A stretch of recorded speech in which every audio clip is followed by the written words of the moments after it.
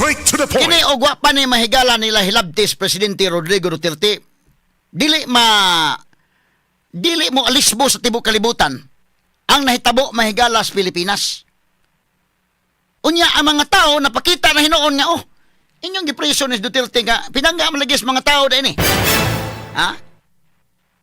Ngani do na toy dito ko na do ko bana siguro to foreigner may nagdanga Duterte na priso ko no because of serving his people. Ko piha sa mga tao no. So napakita na hinuon ba? In fact kagahapon dito sa laing lugar sa tibuok kalibutan ang uban nga mga Pilipino nagsulot og grain tong uban, ang uban nagbutang og bring him home nga mga t-shirts, ang uban nagdagot-dagot lang ilang kagulingong cake, ang uban sa ilang mga trabahuan nang gigrain lang. Inana no bisag diri sa kuan gani diri sa Cebu mga higala. Do naman toy nag-grain lang. Kato bitong David Salon, kuan man sila. Sila Juby ug mga kaubanan nagsulot og grain. Samot na siguro na-announce today nga mag-grain lang tanan ang katong di makatambong sa rally.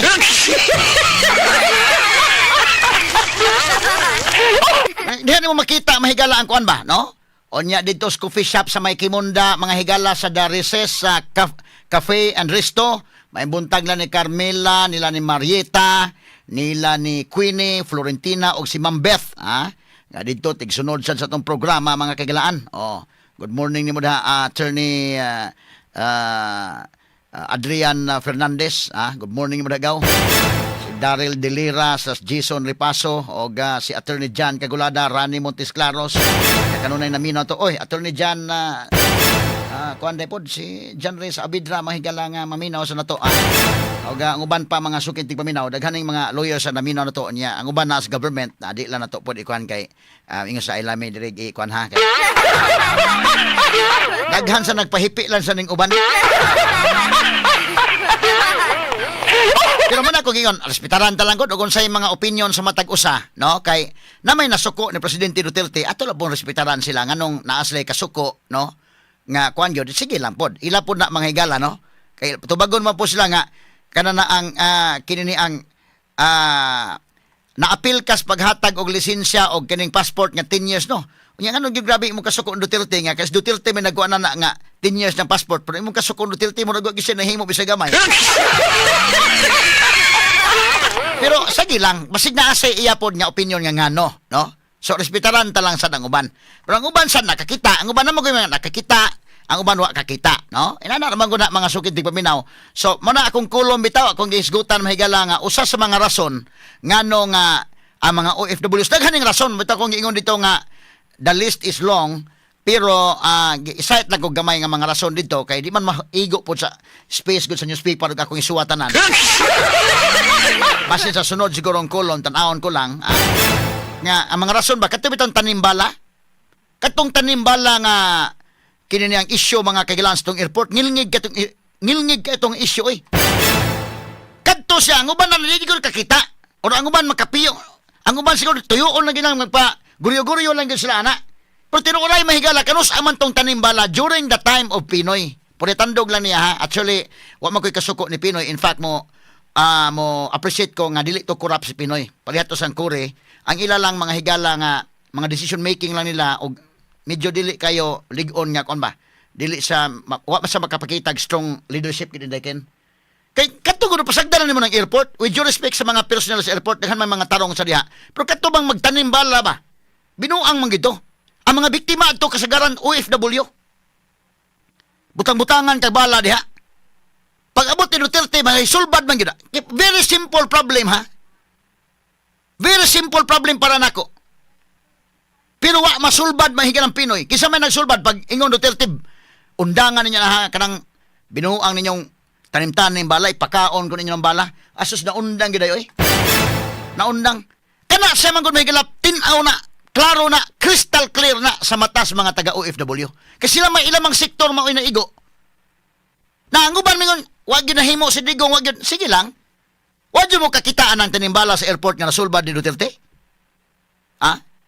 Di lang po kumaingon niya. Ila po na manghigala. Lisod sa kay ato sa buljako. Saan nga buta mo ayaw. Di lang po. Di lang po.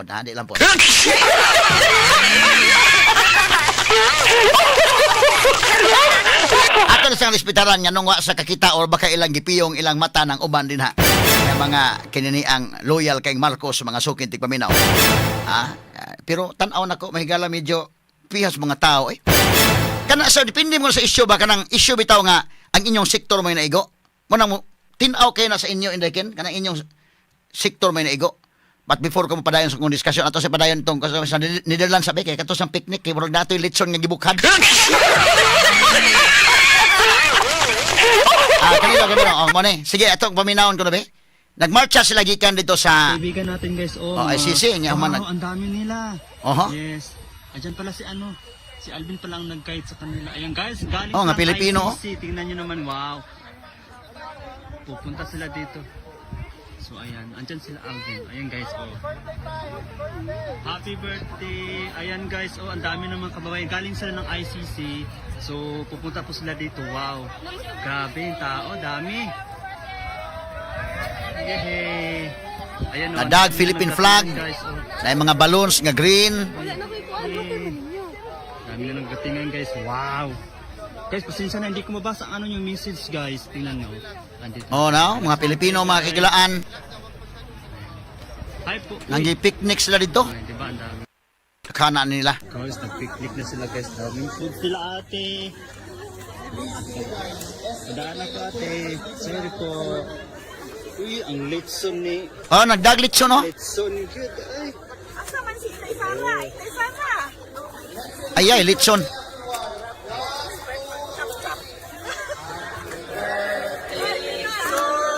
Nanganta ka pa birthday day?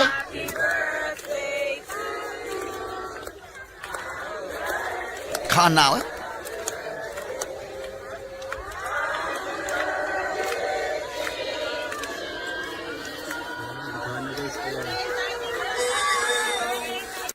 daghana na nila,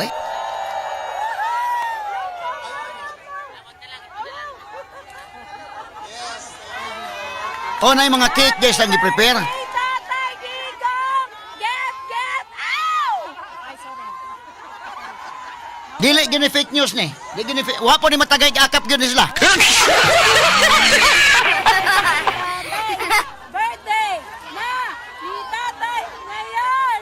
Get out! Okay, so we are going to organize a photo op with VP. And I need everyone's full cooperation para hindi po tayo magkagulo. Umupo lang muna. Sabi ni tatay, relax lang kayo. At lahat ng tao na nasa loob. Tingala na kini mga foreigner bitaw dahil kabanag mga kuan ito. Tingala nga no man si Duterte nga pinangga man kanini nila.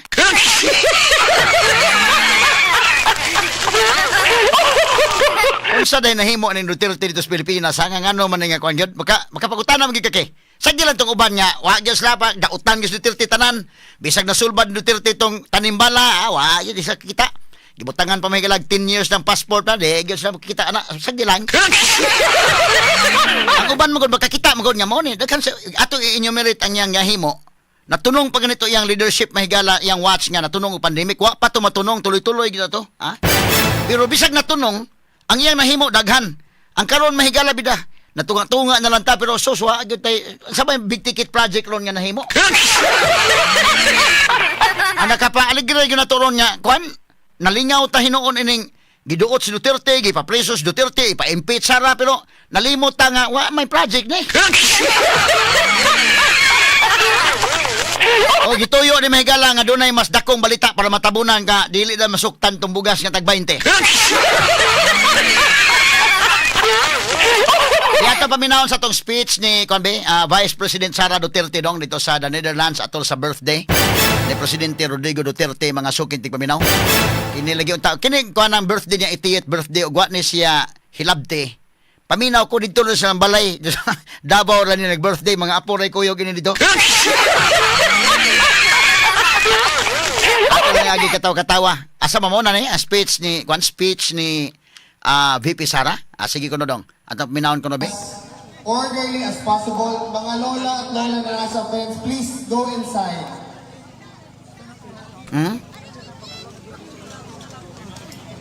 Kanyo? So maghimo-himo lang sa stage lang.